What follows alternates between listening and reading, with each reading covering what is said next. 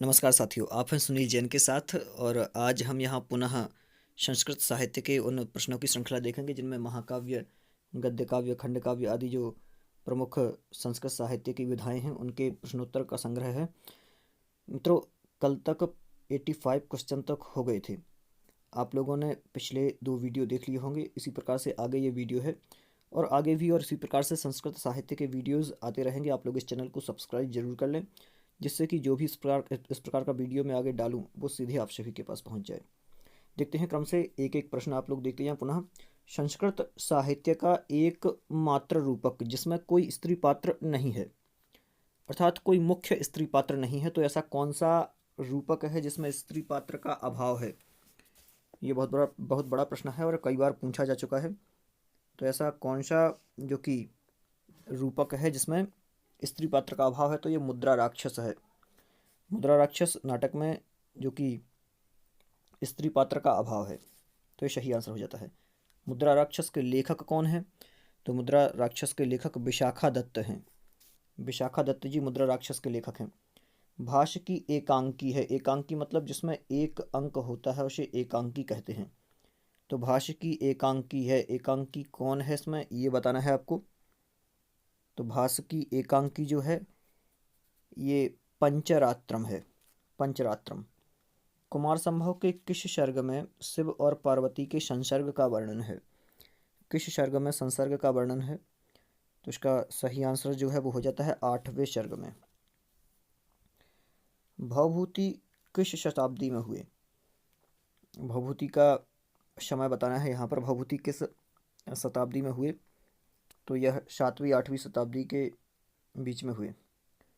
भाष्य के नाटकों में से रामायण पर आश्रित हैं। भाष्य के नाटक जो है उनमें रामायण पर आश्रित नाटक है। कौन सा नाटक जो है वो रामायण पर आश्रित है ये बताना है आपको। तो अभिषेक नाटक जो है ये रामायण पर आश्रित नाटक है, ये सही आंसर हो जाता है। महावीर चरितम की रीति है। रीति बताना है आपको। तो महावीर चरितम के लेखक कौन है? पहले तो ये याद रखना है। तो करुण रस में प्रसिद्ध थे इनके लेखक। तो भवभूति जी इसके लेखक हैं। इनकी जो रीति है वह गौड़ी रीति थी। इनकी गौड़ी रीति। शूद्रक की रीति कौन सी थी? शूद्रक का ग्रंथ जो है वो मृच्छकटिकम है। तो इनकी रीति कौन थी? इनकी रीति बताना है। इनकी लाटी रीति थी, ये ध्यान रखना है। और एक और बताएं, कालिदास जी की रीति कौन सी थी? तो कालिदास जी की रीति जो थी वह वैदर्भी थी। वैदर्भी रीति। श्री हर्ष जी थे, इनकी रीति बताएं आप लोग। उसके बाद में माघ, महाकवि माघ जी की कौन सी रीति थी? ये इंपॉर्टेंट क्वेश्चन है और कई बार पूछे जा चुके हैं। अगला, प्रतिज्ञा योगंधरायण में कितने अंक हैं? प्रतिज्ञा योगंधरायण में कितने अंक हैं? तो इसमें 4 अंक हैं प्रतिज्ञा योगंधरायण में। मुद्रा राक्षस का नायक है। मुद्रा राक्षस का नायक कौन है? तो नायक आपको बताना है। यहाँ पर नाटक है मुद्रा राक्षस, तो इसका नायक कौन है ये बताना है। तो इसमें जो नायक है वो चाणक्य है। अभी इसके पहले एक क्वेश्चन पूछा गया था प्रतियोगी परीक्षा में जिसमें इसका नायक शायद आंसर की जो आई थी उसमें चंद्रगुप्त दिया था, लेकिन इसका सही आंसर जो कि चाणक्य है। चाणक्य इसका जो आंसर है। फिर रिवाइज हुआ शायद तो फिर उसको चाणक्य कर लिया गया, लेकिन चाणक्य ही है इसका नायक। किस कवि का हास्य प्रसिद्ध है? किस कवि का हास्य प्रसिद्ध है ये बताना है। तो जो भाष्य कवि का हास्य प्रसिद्ध है। अगला, राम की बहन कौन थी? तो राम की बहन उत्तर रामचरितम के अनुसार बताना है। राम की बहन, राम की बहन का नाम शांता था।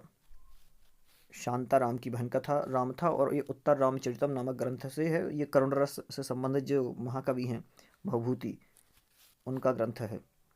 उत्तर रामचरितम का मुख्य रस कौन सा है? डायरेक्ट बता देना है। उत्तर रामचरितम का रस जो कि भवभूति जी इसके लेखक हैं, करुण रस। भवभूति का प्रकरण है, यह भी प्रश्न कई बार पूछा जा चुका है। प्रकरण इनका कौन सा है ये बताना है। तो इनका प्रकरण जो है ये मालती माधव प्रकरण है। मालती माधव जो है ये इनका प्रकरण है।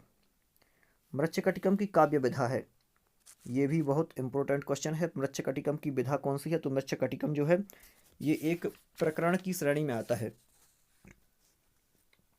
मृच्छकटिकम मृच्छकटिकम जो है एक प्रकरण की श्रेणी में आता है मृच्छकटिकम, इस प्रकार से। अगला क्वेश्चन देखें, शतकत्रय। शतकत्रय के लेखक कौन है? शतकत्रय कौन कहलाते हैं? पहले तो आपको ये बताना है, एक तो नीति शतक, श्रृंगार शतक और वैराग्य शतक, ये 3 शतकत्रय के अंतर्गत आते हैं और इसके जो रचयिता हैं वो भर्तृहरि जी हैं, भर्तृहरि जी। अगला, पंचतंत्र के लेखक कौन हैं? पंचतंत्र जो कथाओं से संबंधित बहुत अच्छा ग्रंथ है, इसके लेखक कौन हैं ये बताना है आपको। पंचतंत्र के लेखक, जो कि पंचतंत्र की आपने कहानियाँ सुनी होगी, वही वाला है, तो उपदेश, पंचतंत्र, इस प्रकार से। तो पंचतंत्र के लेखक बताना है, पंचतंत्र के लेखक कौन हैं? तो पंचतंत्र के लेखक जो हैं वो विष्णु शर्मा हैं। और हितोपदेश नाम का जो ग्रंथ है, इसके रचयिता जो है वो नारायण पंडित हैं। इस प्रकार से भर्तृहरि जी हैं जो ये शतकत्रय के हैं। और नागेश जी हैं जो, इन्होंने एक टीका लिखी है, शायद व्याकरण के ग्रंथ पर नागेश जी ने एक टीका लिखी है। हितोपदेश के कितने भाग हैं? हितोपदेश के भागों के बारे में बताना है। हितोपदेश के कितने भाग हैं? तो हितोपदेश के 4 भाग हो जाते हैं, 4 भाग हैं। पंचतंत्र में कुल कितने भाग हैं? पंचतंत्र में कुल कितने भाग हैं ये बताना है। तो पंचतंत्र जो है उसमें कुल 5 भाग हैं। पंचतंत्र के 5 भाग हैं और हितोपदेश के 4 भाग हैं। अब हितोपदेश के यहाँ रचयिता का नाम पूछा है, तो इसके पहले अपन बता चुके हैं कि हितोपदेश के जो रचयिता हैं वो नारायण पंडित जी हैं। ये दोनों आप याद रखना, एक तो नारायण पंडित जो हैं ये हितोपदेश के हैं, और जो पंचतंत्र के लेखक हैं ये विष्णु शर्मा हैं। विष्णु शर्मा जो हैं ये पंचतंत्र के हैं, इस प्रकार से आप याद रखना। अगला, बुद्ध यस्य बलम तस्य, ये पंक्ति, बुद्ध यस्य बलम तस्य, ये पंक्ति कहाँ की है? कौन से ग्रंथ की पंक्ति है? तो ये पंचतंत्र की जो है पंक्ति है। पंचतंत्र का भाग नहीं है, ये बताना है। पंचतंत्र का भाग नहीं है, कौन सा भाग इनमें से है जो पंचतंत्र में नहीं है? तो ध्यान से आप लोग पहले ऑप्शन देख लें, फिर आप बताएं। तो मित्रभेद तो है, ये ठीक है ये भाग। मित्र संप्राप्ति भी है, ये भी ठीक है। लब्ध प्रणाश, लब्ध प्रणाश जो है ये भी एक भाग है उसका, लेकिन जो संधि है ये बीच के बीच आ गया, संधि भाग नहीं है, तो ये आंसर इसका सही हो जाएगा। इसका जो आंसर है, सही आंसर, ये संधि इसका आंसर सही हो जाता है। पंचतंत्र की कितनी वाचनाएं उपलब्ध हैं? बताना है आपको, पंचतंत्र की कितनी वाचनाएं उपलब्ध हैं? तो पंचतंत्र की टोटल 8 वाचनाएं उपलब्ध हैं। पंचतंत्र का पहली बार किस भाषा में अनुवाद हुआ? पंचतंत्र का पहली बार किस भाषा में अनुवाद हुआ? तो यह सीरियाई भाषा में इसका पहली बार अनुवाद हुआ था। पंचतंत्र में कुल कितनी कथाएं हैं? पंचतंत्र में टोटल जो कथाएं हैं वो 75 हैं, और उसमें पशु पक्षियों से संबंधित कथाओं के माध्यम से लोगों को शिक्षित किया गया है। इस प्रकार की कथाओं का वर्णन जो है वह पंचतंत्र में है। मित्रों, यहाँ पर अपनी सीरीज जो है वो कंप्लीट हो गई है, लगभग 110 क्वेश्चन अपन ने देख लिए हैं। इसके अलावा और भी मेरे पास जहाँ से भी क्वेश्चंस आते हैं या कोई मित्र भेजता है, तो मैं इसी प्रकार से और प्रश्न जो हैं या किसी किताब में अच्छे से प्रश्न मिलते हैं तो आप सभी के पास लाने की कोशिश करूँगा, जिससे कि आपका अध्ययन और अच्छा बने, आप प्रतियोगी परीक्षाओं में अच्छे से तैयारियाँ कर सकें। नमस्कार साथियों। मित्रों, आप सबसे निवेदन है कि आप लोग यदि संस्कृत की तैयारी कर रहे हैं, किसी प्रतियोगी परीक्षा से आपने संस्कृत से फॉर्म डाला है, आवेदन किया है, तो आप लोग सिलेबस के अनुसार तैयारी करें। कई लोगों के मेरे पास फ़ोन आते हैं, कई लोग कमेंट में बोलते हैं कि कौन सी किताब पढ़ूं, क्या करूं, कौन से प्रकाशन की लूं। तो मेरा मानना तो यही है कि आप लोग किसी विशेष प्रकाशन का उतना ध्यान ना दें। बुक लें आप, कोई बात नहीं, एक बार देखने के लिए कि इसमें क्या दिया है। इसके अलावा जैसा कि सिलेबस आप उठाएं एक बार, उसमें कालिदास जी के ग्रंथ हैं, तो सातों के सातों ग्रंथ लें आप कहीं से, और उसके बारे में पूरा विस्तृत वर्णन हो, वो बुक लें आप, और अच्छे से, जिसमें पूरा डिटेल से दिया हो। इसके अलावा और भी बहुत सारी चीज़ें हैं जो भी सिलेबस में है, एक एक चीज़ उठाएं। पहले संधि देखें, संधि जहाँ कहीं आपको मिलती है तो सूत्र सहित देखें एक बार संधियाँ, समास सूत्र सहित देखें, और कारक, और कारक तो आप बिना सूत्र के पढ़ें ही ना। यदि आप कारक पढ़ रहे हैं तो सूत्र सहित लगाएं, जिससे कि एक बार में आपका कंप्लीट हो जाए और कभी भी पूछा जाए तो आप उसका आंसर दे सकें।